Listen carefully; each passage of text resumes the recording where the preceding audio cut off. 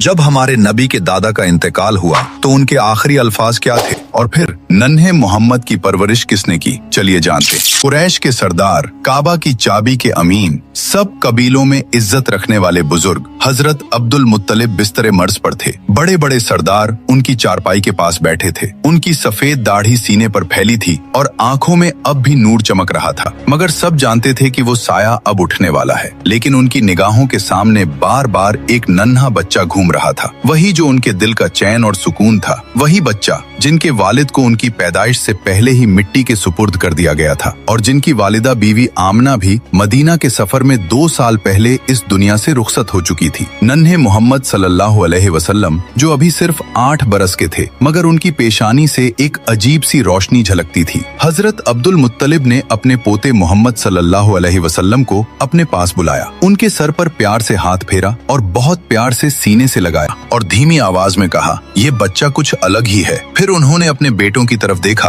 और बोले, मेरी बात ध्यान से सुनो, इस बच्चे की हिफाजत अब तुम्हारी सबसे बड़ी जिम्मेदारी है और मैं ये अमानत अपने बेटे अबू तालिब को सौंपता हूँ। ये सुनते ही हजरत अबू तालिब की आंखों से आंसू बह निकले। वो बहुत ही तंग हाली में जिंदगी गुजारते थे, माल दौलत ज्यादा नहीं थी, मगर दिल बेहद बड़ा था। उन्होंने वालिद से कहा, अब्बा जान आप बेफिक्र रहें, मैं इस बच्चे की हिफाजत अपनी जान से बढ़कर करूंगा। कुछ ही दिनों बाद वो घड़ी आ गई जब मक्का वालों ने एक और बड़ा गम देखा। हजरत अब्दुल मुत्तलिब का इंतकाल हो गया। कुरैश के लोग सदमे में थे, मगर सबसे ज्यादा गमगीन थे नन्हे मोहम्मद सल्लल्लाहु अलैहि वसल्लम। पहले वालदा का इंतकाल हुआ, अब दादा का साया भी उठ गया। आंखों से आंसू बह रहे थे, मगर उनके दिल में एक अजीब सा सब्र था। कोई और बच्चा होता तो रो पड़ता, बिलक पड़ता, मगर आप खामोशी से आसमान की ओर देख रहे थे, जैसे वहीं से दिल को सुकून और तसल्ली मिल रही हो। अल्लाह ताला ने ये दर्द अपने प्यारे नबी सल्लल्लाहु अलैहि वसल्लम को इसलिए दिखाया ताकि आने वाली उम्मत को सब्र और भरोसे का सबक मिले। अबू तालिब ने उस दिन से मोहम्मद सल्लल्लाहु अलैहि वसल्लम को अपने घर में ऐसे रखा